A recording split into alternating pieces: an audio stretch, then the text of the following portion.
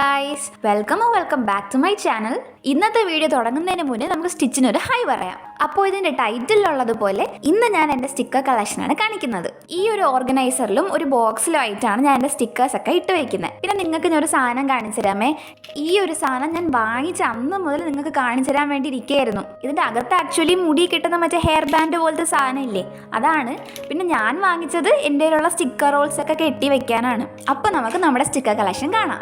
ഇത് നല്ല കട്ടിയുള്ള പേപ്പറിൽ വിൻഡോ ഷേപ്പിൽ കട്ട് ഔട്ട് ചെയ്തിട്ടുള്ള കുറച്ച് സ്റ്റിക്കേഴ്സാണ്. ഇത് 10 എണ്ണം വരുന്ന ഒരു പാക്കറ്റ് ആണ്. പക്ഷേ ഈ വൈറ്റ് കളറിലാണ് ഞാൻ സ്ഥിരം ഉപയോഗിക്കാറ്. അതുകൊണ്ട് 5 എണ്ണേ ബാക്കിയുള്ളൂ. ബ്ലൂ കളറിലെയും പിങ്ക് കളറിലെയും റെഡ് കളറിലെയും യെല്ലോ കളറിലെയും എന്ത് കളറിലെ ജേർണൽ ചെയ്താലും ഞാൻ എപ്പോഴും ഉപയോഗിക്കുന്നത് വൈറ്റ് ആണ്. അടുത്തത് ഒരേപോലത്തെ 3 തീമിൽ വരുന്ന സ്റ്റിക്കേഴ്സാണ്. ഇതും 10 സ്റ്റിക്കർ വരുന്ന പാക്കാണ്.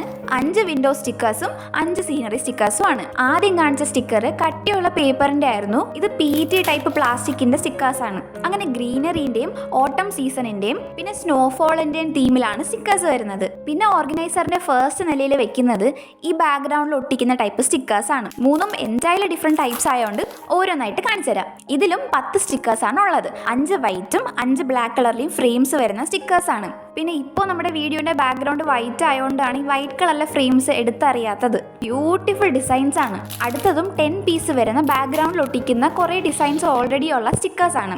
ഏതെങ്കിലും സ്പെഷ്യൽ ഒക്കേഷനോ സ്പെഷ്യൽ ജേർണലിങ്ങോ ചെയ്യുമ്പോഴും ഉപയോഗിക്കാൻ വേണ്ടി വെച്ചിരുന്നതാണ്. ഇത് 10 എണ്ണല്ലേ ഉള്ളൂ എന്ന് വിചാരിച്ചിട്ട് ഞാൻ ഇതുവരെ തൊട്ടിട്ടില്ല. പിന്നെ അടുത്തത് ഈ ബാക്ക്ഗ്രൗണ്ടിൽ ഒട്ടിക്കുന്ന പേപ്പേഴ്സ് ആണ്. ഇത് സ്ഥിരം ഉപയോഗിച്ച് ഇതിന്റെ ഒട്ടിപ്പ് പോലും ഇപ്പോൾ വർക്കാവുന്നില്ല. ഇത് ഞാൻ എണ്ണി നോക്കിയിട്ടില്ല. എൻ്റെ ഒരു ഊഹം ശരിയാണെങ്കിൽ ഒരു 30-40 പേപ്പേഴ്സ് വരുന്നതാണ്. ഇതിൽ ബ്രൗൺ കളറിലെയും ട്രാൻസ്ലൂസന്റ് ടൈപ്പും വൈറ്റ് കളറിലെയും പിന്നെ ഒരു ഗോൾഡിഷ് ബ്രൗൺ ടൈപ്പിലെ പേപ്പേഴ്സ് ആണ് ഉള്ളത്. പിന്നെ അടുത്തത് ഞാൻ സ്ഥിരം ഉപയോഗിക്കുന്ന PET സ്റ്റിക്കർ ടേപ്പ് ആണ്. ഇത് എപ്പോഴും ഉപയോഗിച്ച് തീരാറായിട്ടുണ്ട്. ഇതിന്റെ purple, pink, black and white തീമിലെ സ്റ്റിക്കേഴ്സ് ആണ് എൻ്റെ അടുത്തുള്ളത്. ഈ ടേപ്പിന് ചുറ്റും ഇങ്ങനെ ഇട്ട് വെക്കാനാണ് റബ്ബർ ബാൻഡ്സിന് പകരം ഞാൻ ഇത് വാങ്ങിച്ചിട്ടുണ്ടായിരുന്നത്. പക്ഷെ ഇട്ട് നോക്കിയപ്പോൾ ഒരു ചേർച്ചയില്ലല്ലേ. ബ്ലാക്കോ വൈറ്റോ വാങ്ങിച്ചാൽ മതിയായിരുന്നു. പിന്നെ ഉള്ളത് ഈ 3 സ്റ്റിക്കർ ടേപ്സ് ആണ്. ഇത് വിന്റർ തീമിലും ഓട്ടം തീമിലും പിന്നെ ഒരു യെല്ലോ തീമിലുമാണ് ഉള്ളത്. ഇതിൽ യെല്ലോ ആണെങ്കിൽ ഞാൻ ഒരു കുഞ്ഞു ജേർണൽ ചെയ്യാൻ കുറച്ച് ഉപയോഗിച്ചിട്ടേ ഉള്ളൂ. ബാക്കി രണ്ടുമാണെങ്കിൽ ഉപയോഗിച്ചിട്ടുമില്ല. അതുകൊണ്ട് ഞാൻ നിങ്ങൾക്ക് തരാൻ വെച്ചേക്കാണ്. ഇതുവരെയും പൊട്ടിച്ചിട്ടില്ലാത്ത പിങ്ക് കളറിലെ ഗേൾസിന്റെ സ്റ്റിക്കർ ടേപ്പ് ആണിത്. അപ്പോൾ ഈ 4 സാധനങ്ങളാണ് ഇനി വരുന്ന ഗിവ് അവേയിൽ കൊടുക്കാൻ വെച്ചേക്കുന്നത്. പിന്നെ ഉള്ളത് വയലറ്റ് കളറിലെ ബട്ടർഫ്ലൈന്റെ സ്റ്റിക്കേഴ്സ് ആണ്. ഇതിൽ 120 പീസസ് വരുന്നുണ്ട്.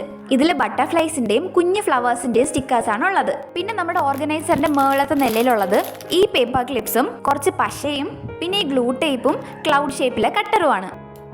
Thank you so much for watching till the end. അപ്പോൾ ഇന്നത്തെ വീഡിയോ ഇഷ്ടപ്പെട്ടിട്ടുണ്ടെങ്കിൽ ലൈക്കും സബ്സ്ക്രൈബും മറക്കണ്ട.